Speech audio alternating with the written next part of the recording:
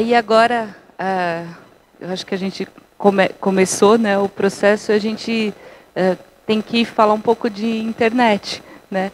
E aí, no ano passado, através do Fábio Fumaça, que talvez muita gente conheça, ele me falou que ele estava vendendo os passeios lá de trem, e da Maria Fumaça e tudo, diretamente no site dele, porque ele tinha feito uma parceria com um sistema chamado Easy Travel.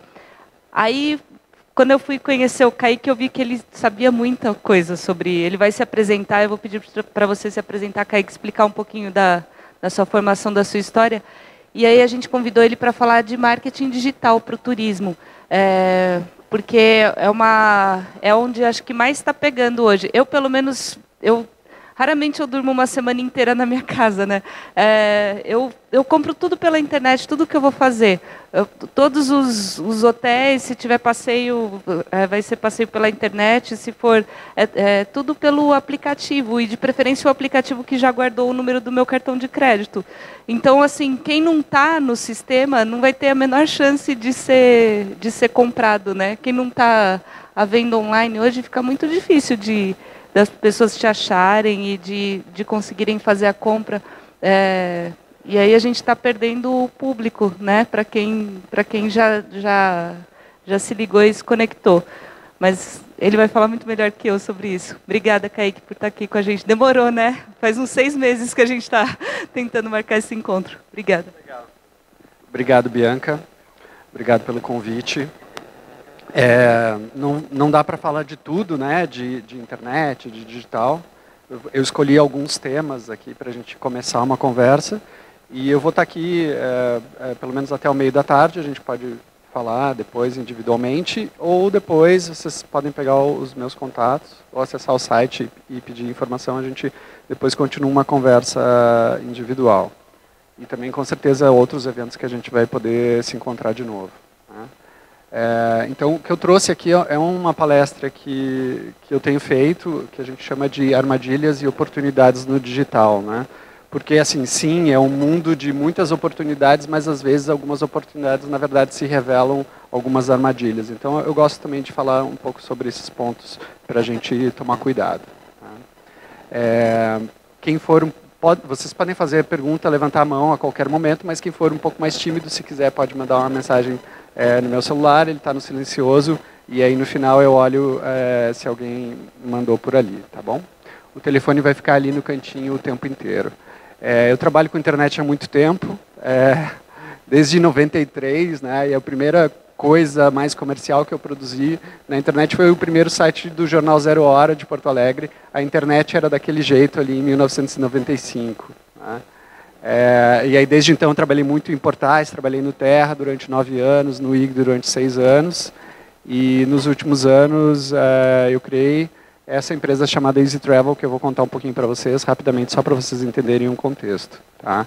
Então a nossa missão é realizar a transformação digital das atividades de turismo, lazer e entretenimento, né? Então a gente chama de digitalizar a indústria de experiências, ajudar a digitalizar, né? Que é um pedaço da cadeia do turismo que ainda não está digitalizado, né? Então hoje o inventário, vamos chamar de inventário, né? Quando a gente fala de colocar o turismo na prateleira, eu gosto de usar esse termo do varejo, né? Que é um inventário, que é a quantidade de coisas que você tem para vender que está ali na prateleira.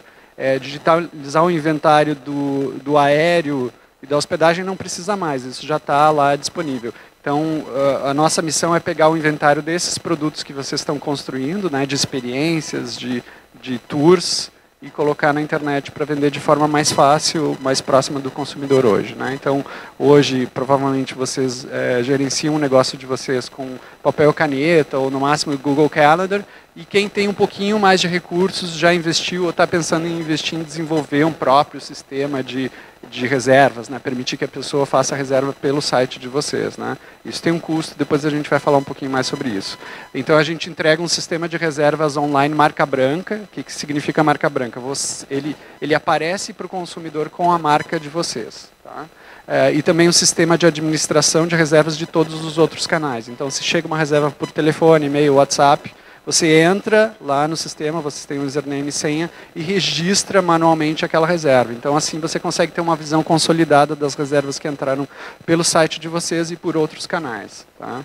Isso a gente faz numa implantação em 24 horas, porque é uma plataforma, um software que já está pronto, basta cadastrar vocês e a empresa de vocês, né? E sem custos de desenvolvimento. Né? Então, isso é a forma que a gente encontrou para criar valor para o mercado. Né? Em vez de vocês terem que desembolsar um monte de grana para desenvolver uma solução como essa, em poucos dias, sem custo de desenvolvimento, vocês estão na internet vendendo e colocando o inventário e os produtos de vocês na prateleira, na maior prateleira do mundo, que é a internet. Então, a gente vai falar hoje um pouquinho de digital, alguns dos números principais, só para atualizar. Vou falar um pouquinho sobre aplicativos, né? Esse tema aplicativos é importante para o mercado, todo mundo discute bastante. E outro tema é desenvolvimento próprio versus software como serviço, vou explicar depois. E atendimento via chat, que é uma experiência que a gente construiu nesses 1 ano e pouco trabalhando. A gente oferece também atendimento via chat, então a gente aprendeu algumas coisinhas sobre isso. E eu sei que hoje em dia, né, com o WhatsApp, os consumidores e também vocês estão se comunicando cada vez mais via mensagens de texto com os clientes, talvez mais até do que por telefone. Tá? Então, hoje, os números mais recentes, né, da Comscore são de 121 milhões de brasileiros conectados, né, conectados mensalmente. Então, esse é o público que você atinge pela internet. Né? E quando você olha e-commerce, né, que pessoas que já tiveram a experiência de pegar seu cartão de crédito e comprar alguma coisa pela internet, não são todos esses aí, né, mas ainda assim são 58 milhões, é maior do que muitos países que existem por aí. Né? E ainda assim o e-commerce em 2018, ainda num período de crise no Brasil, cresceu 12%. Né? Então, assim, é um trem que não vai parar. E mesmo em momentos de crise macroeconômica, ele continua crescendo porque é uma mudança de hábito geral da sociedade, do mundo. Né? No entanto, as vendas online, se você pega o todo do e-commerce, elas representam somente 4,3% do varejo no Brasil. O que significa isso? Tá bom, são 58 milhões de pessoas, cresceu 12% em 2018, mas a gente está apenas no começo da curva dessa transformação digital. Né? Especialmente no mercado de vocês. Né? Quando a gente está falando de comprar produtos turísticos, passeios e atividades, a gente está muito aquém desses 4,3%. Então, eu gosto de falar assim, é pouco, então eu não vou dar atenção a isso. Mas vocês acham que as pessoas vão voltar a ser como era antes, que elas vão comprar menos pela internet? Não. Então, a gente coloca o nosso barquinho, né, no rio, descendo o rio, porque é para lá que vai o negócio. Então, isso aqui só vai crescer. Então, vocês estão entrando no mercado no momento certo, no momento da maior inclinação da curva de crescimento. Tá? Além disso, né, além de ser um mercado gigantesco, o brasileiro tem uma intensidade, só para comparar, assim, né, porque isso é importante no mundo inteiro, mas essa pesquisa mostra ali o primeiro quadro, ele mostra que o brasileiro fica 9 horas por dia na internet, contra 6,3 horas por dia dos Estados Unidos. Né? Então, ainda que aqui o acesso à internet não seja tão legal como é nos Estados Unidos, a gente usa muito mais do que lá. Né? Então, a intensidade de uso é muito maior. E quem é esse viajante? Vamos olhar agora esse viajante brasileiro em relação ao digital. Né? 95% dos viajantes brasileiros têm acesso à internet. Né? Então, quando você olha o segmento de vocês, a penetração de internet é muito mais importante do que no total da sociedade. Né? Então, é praticamente 100% dos consumidores de vocês estão na internet. E 90% deles começam o planejamento pela internet, não é mais lendo uma revista, olhando um programa na TV a cabo. Eles começam a planejar a sua viagem abrindo o computador, abrindo o celular. Né? 57% deles iniciam o planejamento sem saber para onde vão viajar. Né? Então, aí é onde entra a questão da descoberta e da inserção de vocês na jornada do consumidor. Né? Então, se 57% deles começam a planejar a viagem sem saber, cabe a vocês produzir conteúdo para despertar esse interesse e atrair o consumidor para o produto, para a região de vocês, lá no começo da jornada de decisão de compra deles. Né? Então, esse não é um momento de fazer uma oferta, vem cá, compra aqui, Você pode pagar em 3 vezes sem juros, promoção especial. É no momento para você vender o destino, você vender o roteiro. Né? Aqui, nesse momento, você está competindo com outras regiões, com praia, com turismo fora do Brasil, etc. Né? Então, essa parte de começar a vender, antes de vender, é super importante. Passeios e atividades, né, como eu chamo, pelo menos, esse segmento em que a gente está. Né? Hoje, esses aqui são os números globais, tá? Só para a gente ver, lógico que no Brasil a gente ainda não tem essa estatística, mas mesmo fora do Brasil isso está muito no começo. Somente 20% das vendas desse mercado gigante de 150 bilhões são feitos pela internet hoje, nesse momento. E quando que as pessoas começam a comprar? Né? Ainda, mais da metade dessa venda é no próprio local ou uma semana antes da viagem. Né? Então, significa que a pessoa toma a decisão de comprar um passeio, uma atividade muito próxima da viagem. Mas isso, na minha leitura, é um reflexo do slide anterior, que a pessoa ainda compra muito em canais offline e no local. Né? Então, a gente pode olhar esse gráfico da seguinte forma: ele vai crescer muito a fatia de compra mais antecipada à medida que as pessoas vão comprando mais online, mais planejando suas viagens e mais antecipando essas decisões também do que elas vão fazer no local antes do começo da viagem em si. Tá? Considerando isso, o que eu sugiro que seria o foco estratégico de vocês?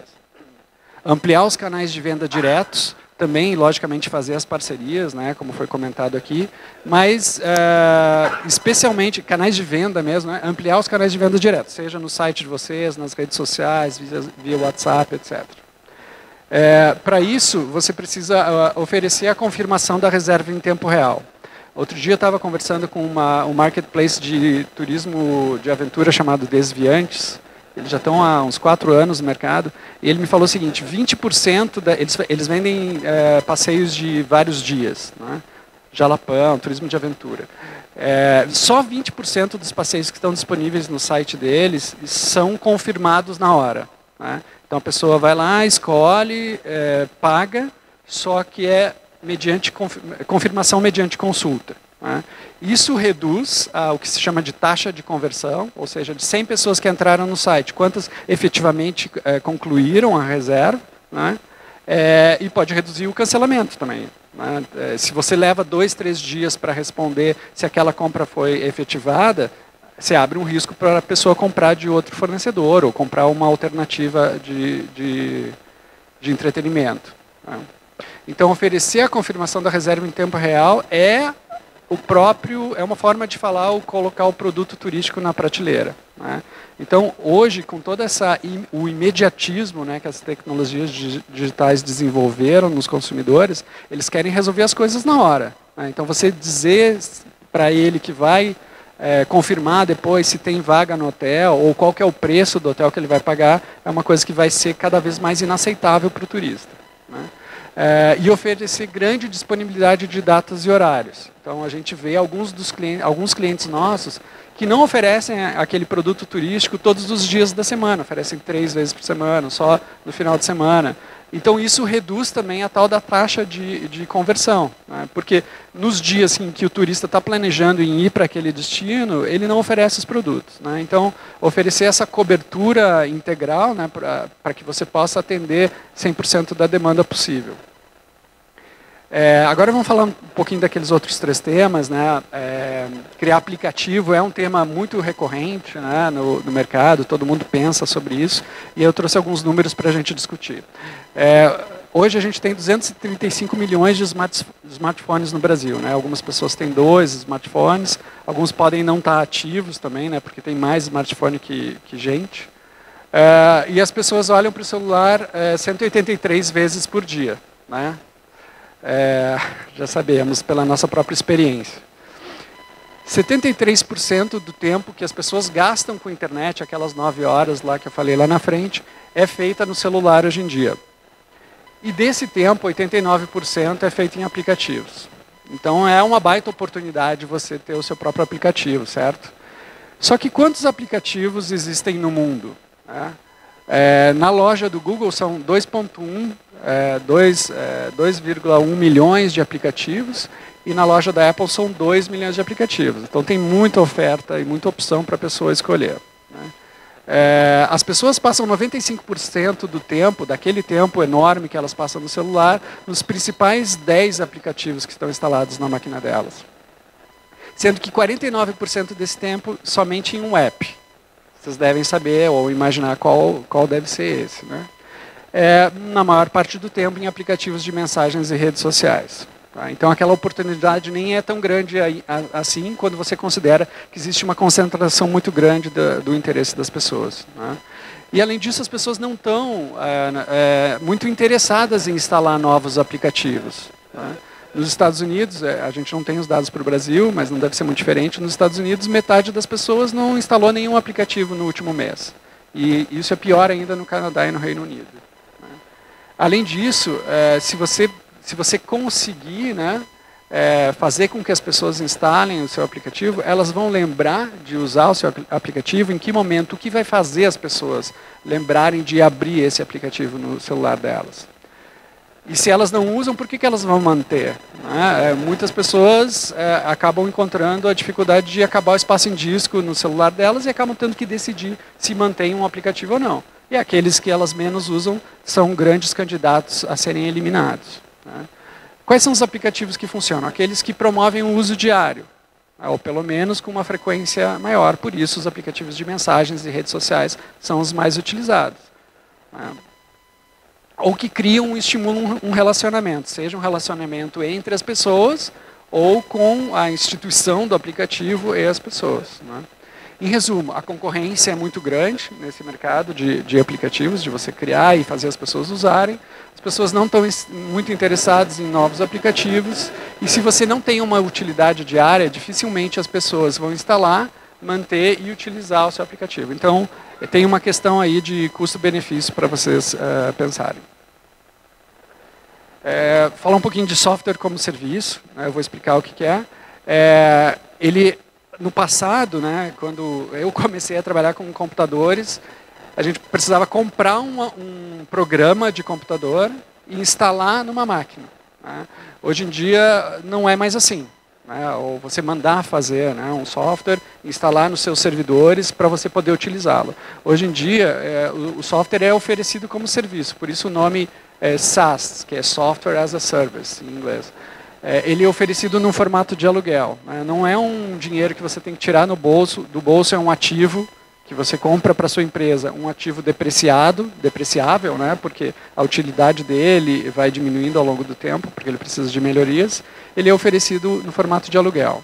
Normalmente você não precisa instalar nada na sua máquina ou no seu servidor, né? Pensem no Gmail, por exemplo, né? Antes a gente comprava ou vinha junto com a máquina o Outlook, né? Precisava instalar e tal. Tinha a licença que você precisava comprar. No caso do Gmail, ele é inclusive gratuito, você não precisa instalar nada. Você só acessa o Gmail, você tem um aplicativo do Gmail no seu celular, né? E toda a infraestrutura é mantida pelo fornecedor de software, né? Quando eu comecei a fazer a internet lá nos anos 90, para botar um site no ar, você tinha que comprar uma máquina, um servidor, normalmente nos Estados Unidos, um servidor gigante, e contratar ou manter um espaço refrigerado com eletricidade e alguém para manter aqueles servidores, para hospedar os servidores que continham as páginas web que as pessoas acessavam.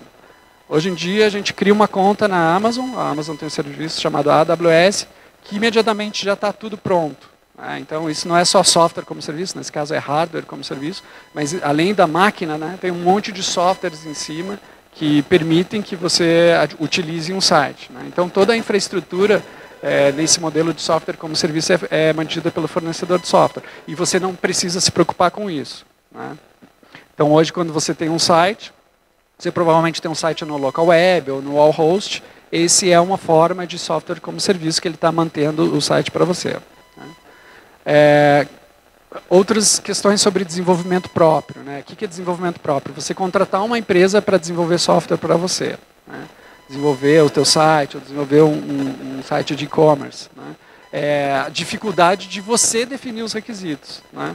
Você vai pedir, o desenvolvedor, quando você for contratar, ele vai te perguntar, tá bom, o que você quer fazer? E aí você vai ter que dizer para ele o que você quer fazer. Você não é um profissional de tecnologia, um profissional de comunicação, etc. Né? E tudo que você disser para ele é o que vai basear o orçamento que ele vai entregar para você e é o que ele vai fazer. Se você daqui a 1 mês, daqui a 3 meses, mudar de ideia e pedir um negócio diferente, ele vai dizer, ah não, mas isso aí é diferente, vai atrasar não sei quantas semanas, quantos meses e vai te custar mais quantos R$1.000. Né? Então, isso é um risco bastante importante. Né? O risco com o próprio prestador de serviço. Né? Eu já encontrei pelo menos 2 de nossos clientes cujo site tinha sido feito por uma empresa que não existia mais, o desenvolvedor sumiu. Né? Acho que alguns de vocês já devem ter passado por isso no passado. Então, o risco desse desenvolvedor desaparecer. Né? E o reinvestimento constante. Né? Não é porque você lança um produto, um site, um e-commerce hoje, que daqui a 1 ano esse negócio vai estar funcionando. Daqui a 1 ano você vai querer mudar, tem novos produtos, a própria tecnologia evolui. Né? Daqui a alguns anos as interfaces, né, os sites, eles vão entender o que as pessoas falam. Né? O reconhecimento de voz hoje já é uma realidade. As pessoas vão interagir com os sites falando coisas para eles. Né? E nesse momento vocês vão ter que reinvestir de novo para desenvolver ou atualizar o site de vocês. Né? Vantagens do SaaS. SaaS é software como serviço. Né? Economia de escala. O que é economia de escala? Enquanto no desenvolvimento próprio, cada um de vocês tem que pegar o dinheiro do bolso, contratar alguém e desenvolver um negócio, quando você utiliza uma tecnologia de um fornecedor de software como serviço, esse investimento é feito por ele, para o benefício de todo o mercado. Né? E ele desenvolve esse software com o conhecimento de todos, agregando o conhecimento e as necessidades de todos os clientes dele. Então isso também é uma economia de escala, porque ele desenvolve as coisas que ele já sabe que vão funcionar, né? Em vez de cada um ter que individualmente ter essas ideias. Né? Além disso, a evolução constante. Né? Então, quando você investe nesse caminho do software como serviço, dentro daquele aluguel está incluído todas as novas funcionalidades. Você não tem que pagar mais por uma nova funcionalidade que aquela solução vai ter incluída no serviço. Né? Constantemente ele vai evoluindo. E o tempo de implementação, porque normalmente quando você contrata alguém, aquela empresa vai levar alguns meses ou semanas para te entregar. Né? E no caso do software como serviço ele está pronto, basta implementar. Eu queria falar também um pouquinho de atendimento online, né, que a gente tem conquistado ou construído um pouquinho de conhecimento sobre isso. A gente atende, né, além de ter o software de reservas, a gente tem um serviço de atendimento via chat. Então, quando a pessoa entra nas páginas de reserva, ela tem a opção de clicar lá no botão e chamar alguém da nossa equipe para tirar uma dúvida. E não importa o que está escrito no site de vocês ou na página de reserva, as pessoas sempre têm dúvidas. Né? Então, a gente também identificou que ter alguém do outro lado cria uma confiança no consumidor, de que aquilo é real, de que existe, entendeu? As pessoas estão acostumadas a comprar TV pela internet, estão acostumadas a comprar passagem aérea, comprar hotel pela internet, mas comprar um passeio, comprar um tour, está começando agora. Né? Então, esse atendimento com alguém do outro lado, a gente até vai começar a experimentar agora com o chatbot, mas ter alguém do outro lado é super importante para dar essa confiança para o consumidor e tirar essas dúvidas mais básicas. Tá? 73% dos clientes preferem conversar via chat do que no telefone. Né? E isso, nos nossos dados, aumenta em pelo menos 50% as vendas. Tá? E uma das explicações para isso é que as pessoas compram durante o trabalho. Né? Acho que é aqui que eu tenho. Esse é o gráfico de acessos às nossas páginas de reserva por horário, né? Então, e por dia da semana. Então, ali embaixo está, as colunas são os dias da semana, domingo, segunda, terça, quarta, e as linhas são os horários. Né? Então, aquele mais escuro ali é das 10 da manhã, mais ou menos às 4 da tarde. Tá? E nessa última semana a gente teve alguns picos ali, segunda e terça à noite. Tá? Mas normalmente é concentrada nessa faixa da tarde aí, né? Começo do dia, meio do dia. Por que é isso? Né? Por que a pessoa não liga para comprar? Por que a pessoa vai para cá? muitas pessoas, elas estão, durante o trabalho, resolvendo a sua vida, né? Estão fazendo compra no supermercado, estão marcando uma consulta, e nos serviços de vocês também elas estão comprando pela internet. Se elas estão no trabalho, elas não vão pegar o telefone para tirar dúvidas. Ah, como é que é o passeio? Como é que eu posso pagar? Não sei o quê. Mas se ela tiver alguém respondendo no chat, vocês devem ter essa experiência atendendo as pessoas via WhatsApp, elas vão fazer isso, inclusive, durante o horário de trabalho, né? Isso, para nós, foi uma surpresa. A gente achava no começo que as compras iam se concentrar mais à noite, né? Mas isso é uma tendência geral da internet em todas as categorias, tá? Por incrível que pareça, por mais que esteja escrito, as pessoas sempre têm dúvidas sobre preços, e aí pode ser sobre o preço que está escrito lá, ou às vezes elas querem negociar, ou elas querem saber se tem um desconto para idosos, para cadeirante, etc.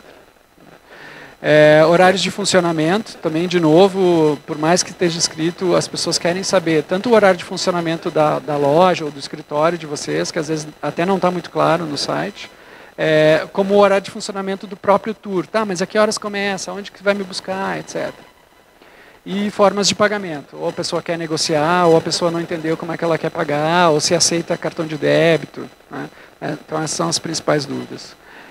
Principais erros que a gente pode cometer ao oferecer o atendimento por pessoas no chat, né? Demorar para responder.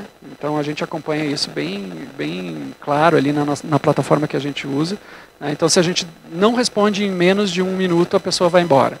E aí a gente perdeu um cliente.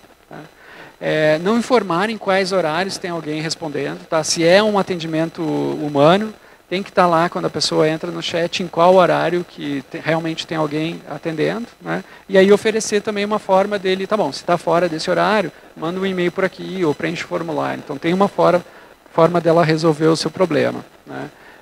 E é isso que eu falei, não dá uma alternativa se não tiver ninguém atendendo. E atender todo mundo, né? Mesmo que que você não consiga atender a pessoa online naquele momento, você responder ela depois, né? E aí a resposta positiva que a gente vê dos clientes é incrível. Assim, as pessoas agradecem, muito obrigado por ter respondido, porque realmente o nível é muito baixo, né? O nível atual de atendimento, de qualidade do atendimento às pessoas pela internet é muito baixo. E quando você responde 100% das pessoas, elas ficam bem satisfeitas.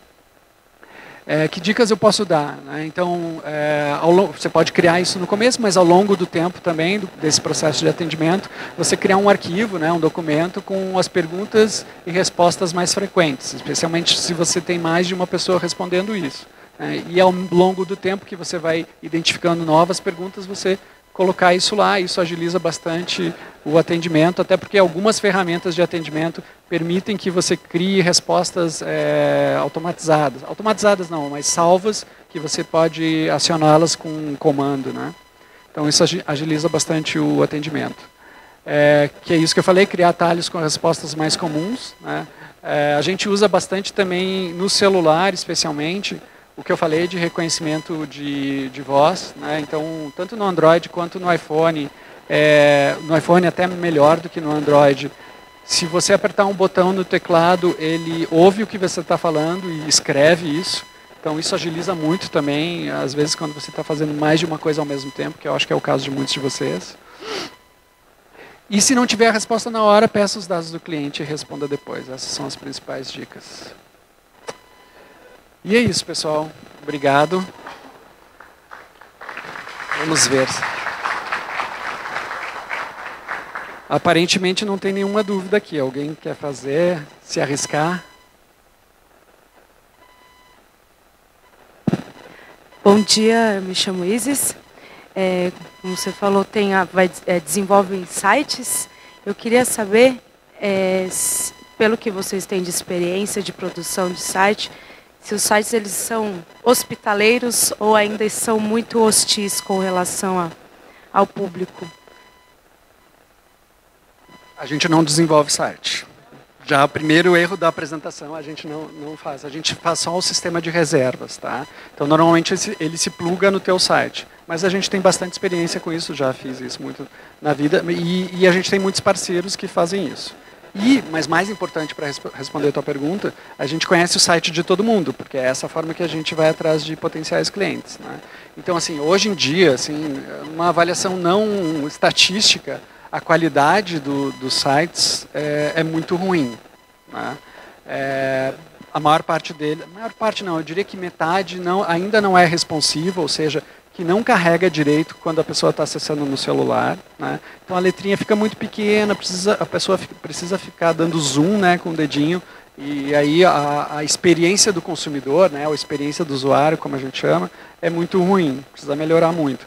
Tem algumas plataformas que facilitam muito isso, né? Se você cria um site no Wix, ele já vem naturalmente responsivo. Se você cria no WordPress ou com WordPress, que é um CMS, né, ele também normalmente já vem com templates responsivos. Mas eu acho que a maior culpa dessa baixa experiência do consumidor é que os sites vão ficando muito velhos, né? Eu vejo muitos sites antigos, assim, que claramente ele não é atualizado há muitos anos, né? E aí isso tem a ver um pouco com aquilo que eu falei antes, assim, o cara fez um investimento e acha que para renovar ele precisa fazer aquele investimento gigante de novo, tá? E aí tem uma outra coisa relacionada com o que você falou, e eu vejo muitas empresas, em função do sucesso do Instagram, abandonando de ter site. E eu acho que isso é um erro crucial, assim, né? Você só ter lá uma banquinha no shopping e não ter a tua sede própria, né? Então, eu acho que passa não muito profissionalismo quando você não tem uma presença própria. Sobre os aplicativos, né? Você acha que é interessante uma região turística, por exemplo, criar um aplicativo para se autopromover? Ou, como você disse, eu fiquei com dúvida com relação à importância ou não de se ter um aplicativo para se fazer uma promoção? Se ficou dúvida, a minha opinião é jogar dinheiro fora, tá? Não, essa é a minha opinião. Porque assim, e aí você tem que pensar sobre eu já criei muitos aplicativos, tá? E quase todos foram um fracasso. Porque assim, não basta criar o aplicativo. Criar um aplicativo é apenas o começo. Como é que você faz para as pessoas descobrirem que esse aplicativo existe? Como é que você faz para as pessoas efetivamente baixarem? E depois disso, usarem pela primeira vez. Eu tinha um gráfico, eu não trouxe esse gráfico. Mas assim, existem gráficos que mostram do dia que o aplicativo é baixado e instalado, qual é a frequência de uso dele. Então ele começa lá em 90%. Por incrível que pareça, não é 100% das pessoas que baixam o aplicativo que abrem o aplicativo. Então ele começa lá em 90% e ele vai caindo. Entendeu? Então, ao longo do tempo, você fazer a pessoa usar de novo um aplicativo é muito difícil. Vai muito dinheiro em você investir para a pessoa instalar e usar o teu aplicativo. Eu acho que seria um melhor uso do teu dinheiro, tanto para fazer quanto promover e estimular a instalação do aplicativo e uso, que você pegasse isso e investisse nas tuas propriedades digitais, no teu site, de ter um site responsivo, em produzir conteúdo, em trazer tráfego orgânico do Google, em comprar palavra-chave no Google, e fazer campanha no Facebook, fazer campanha no Instagram. Se você pegar os 6 mil, 10, 15, 20 mil que vai custar essa brincadeira, tem um cliente no Rio Grande do Sul que gastou 200 mil só para fazer o aplicativo e ainda não está pronto. Se você pegar esse dinheiro e investir no teu marketing digital, eu acho que você vai ter mais resultado. A página no Facebook que você disse que teria, colocando informações e gera muito mais, porque ela daí a pessoa tem mais integração com as pessoas, por isso você acha que é mais interessante? Cada um tem o seu papel, né? Eu acho que o primeiro ponto assim, é você ter o seu site. Isso é sine qua non, assim, você tem que ter isso.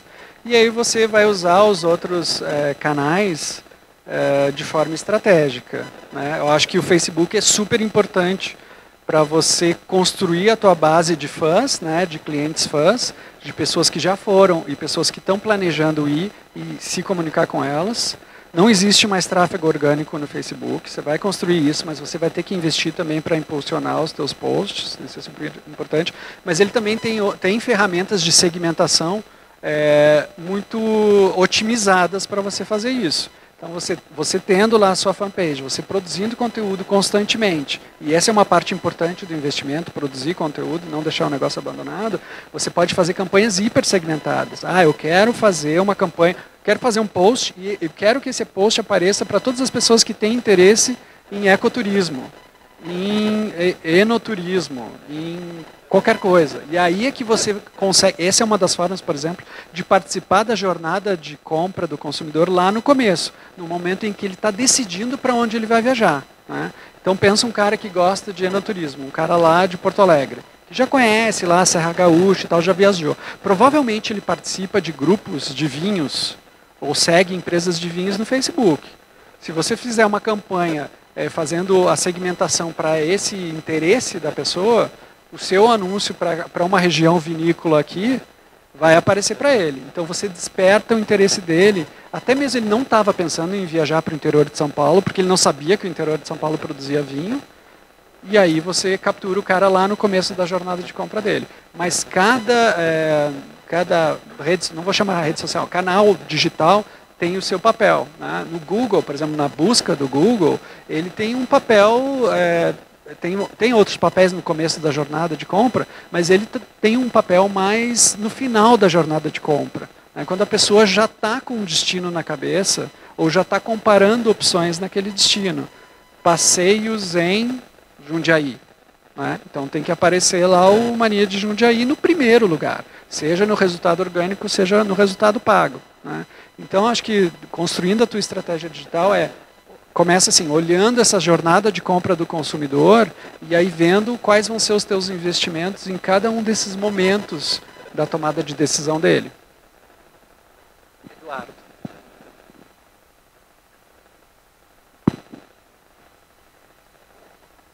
Bom, Kaique, eu entendi então que a plataforma da Easy Travel, ela serve um link para poder fazer o meu cliente poder fazer a reserva do pacote. Por exemplo, se eu colocar um pacote hotel, passeio turístico, mais o parque, a Easy Travel faz essa mediação com cada reserva ou como a gente pode proceder? Você vai criar um produto, né, digital dentro, a gente vai criar para você, na verdade, dentro da plataforma. Então você vai lá montar o produto. Hospedagem, transporte, alimentação e o passeio. Esse é um produto que tem um preço, tem seus diversos preços, etc., e tem as suas disponibilidades. Quando que ele pode ser contratado? Ele pode ser contratado para a próxima sexta, para todas as sextas, de terça a domingo, todos os dias da semana, em quais horários. Tá? Então isso vai estar disponível lá, né? Criar o produto. Da mesma forma que você vai lá na americanas.com e tem 250 televisões para comprar, a gente tem que construir esses produtos turísticos dessa mesma forma, construir esse inventário turístico. E quanto mais disponível e diverso esse produto seja, tem mais chances de ele encontrar uma demanda. Né? Então é construir produtos para todos os segmentos do público e disponíveis sempre, em diversas faixas de preço. Tá?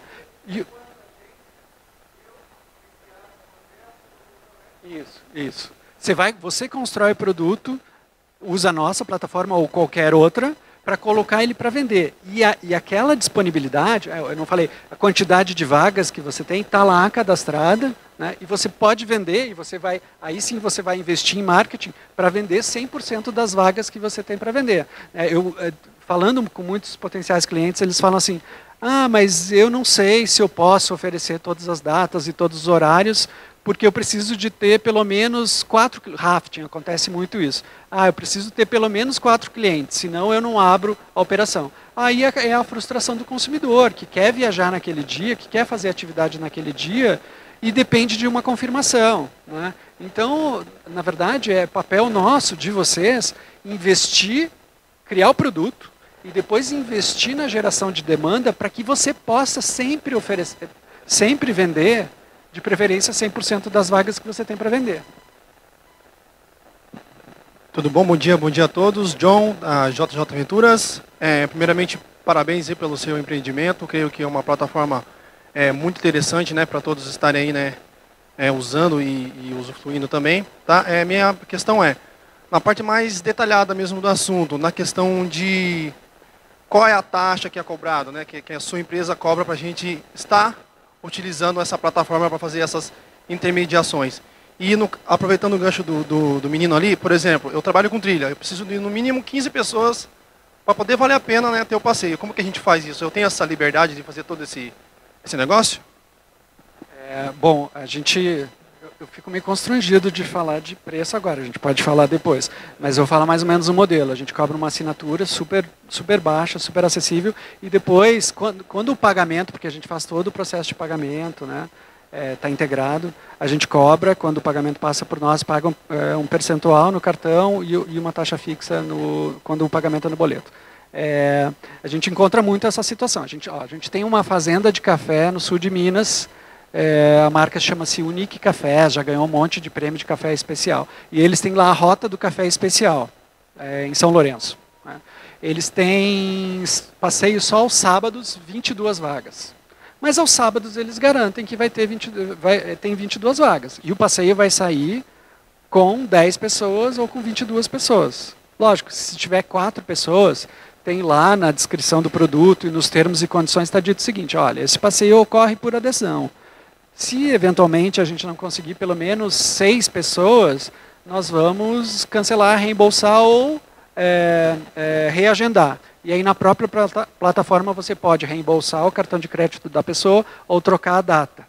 Tá? A gestão das reservas, exatamente, você faz a gestão das reservas. Eu sou o Bragato, sou secretário de Trabalho e Turismo lá de São Carlos, aqui no interior. Tudo isso é muito forte para a gente conseguir também empacotar a venda do município como destino, né? Hoje é um desafio grande, o Estado de São Paulo está trabalhando, vai trabalhar nisso, e os municípios, alguns trabalharam, se fortaleceram como marca, e nós pretendemos também trabalhar nesse sentido. Essa atuação que você faz, tem tido experiência também nesse sentido, de trabalhar em pacote de município como destino, como um todo, geral? Os nossos clientes normalmente são as empresas, né, dos destinos. Né, mas a gente está super disponível, a gente está começando agora a fazer isso. A gente vai em todas as feiras e conhece muitos destinos. Uma coisa que eu acho importante da gente pensar em como fazer é levar mais conhecimento, mais informação ao mercado, né, às regiões, para aumentar a formação, como a gente está fazendo agora, do mercado local. Então, em parceria com os destinos, as prefeituras, as secretarias, a gente pode fazer isso, falar mais da importância disso. Tá? A gente já teve algumas discussões, por exemplo, sobre voucher turístico, como implementar isso.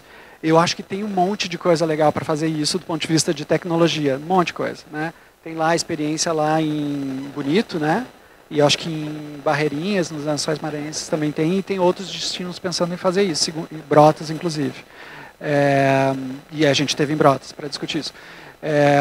Mas tem um monte de coisa, por exemplo, vou te dar um exemplo do problema que às vezes, da forma como é implementado. Do jeito que eu vi Bonito funcionar hoje, a maior parte das agências que vendem pela internet não conseguem garantir para o consumidor o que ele comprou aquele produto naquele dia, naquele horário. Porque não está integrada a emissão do voucher com a venda para o consumidor. Né? Então, eu acho que é isso que falta para botar o produto na prateleira.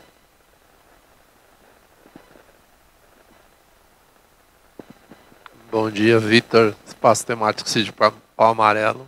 Já uso a ferramenta de vocês, né, para nossas reservas lá. Minha pergunta é sobre mídias sociais. Hoje a gente tem aí Facebook, Instagram. Você tem um percentual de qual atinge mais e qual outra mídia social que também a gente consegue atingir focado na questão de entretenimento? Muito obrigado, nosso cliente, querido. Eu não tenho um número assim, estatístico e eu acho que varia muito de segmento para segmento. Mas eu acho que a melhor resposta é assim, cada um tem o seu papel. Tá? Então, no Instagram, o turismo é super forte, né? É super importante usar o Instagram para o turismo, mas eu não vejo ele gerando tráfego que compra. Tá? Eu vejo as estatísticas do meu lado, tá? Eu sei exatamente de onde vêm as pessoas para as páginas de reserva, e o Instagram não é um gerador de clientes que compram. Ele pode ser um gerador de conhecimento de marca, conhecimento de destino, e o influenciador naquela jornada de decisão de para onde ele vai viajar e qual produto ele vai comprar. Mas na hora de comprar, o que gera é o teu site e o Facebook. A gente tem um outro cliente que é um parque, lá em Itu, que o Facebook dele é boa parte do tráfego comprador. Né? E o que acontece muito é o seguinte, a pessoa não compra da primeira vez, a gente também tem esses dados, né? A pessoa vai, olha, aí fala com a família, aí volta de novo, fala com vocês no chat ou liga para tirar dúvida. Então essa questão assim chama-se atribuição, né? Que é de onde veio o consumidor. É um pouco difícil de bater no martelo. Assim. E na composição do pacote, você consegue destrinchar, por exemplo, assim, se eu vou ter o hotel e vou ter o ingresso, ou ele tem que ser junto, hotel mais ingresso? Ele pode ser destrinchado ou ele tem que ser um pacote mesmo? Hoje, do jeito que a gente trabalha, tem que ser empacotado. Tá? Ele tem que comprar as coisas conjuntas. A gente fez de um jeito que é para facilitar a vida do consumidor. Assim, a gente nem usa aquela ideia de carrinho de compras, né, que vem do e-commerce de varejo de produtos físicos, porque a gente acha que o consumidor pensa de um outro jeito quando ele está comprando experiências. Né? Mas a gente vai ter novas coisas que permitam incluir coisas ao longo do processo de compra. Né? Então, por exemplo, no rafting, o que pode acontecer é o seguinte, o cara vai lá e compra o rafting, mas no final, antes de ele pagar, eu quero oferecer o pacote de documentação fotográfica. Então, vender adicionais é uma coisa importante. Então, tá bom. Muito obrigado.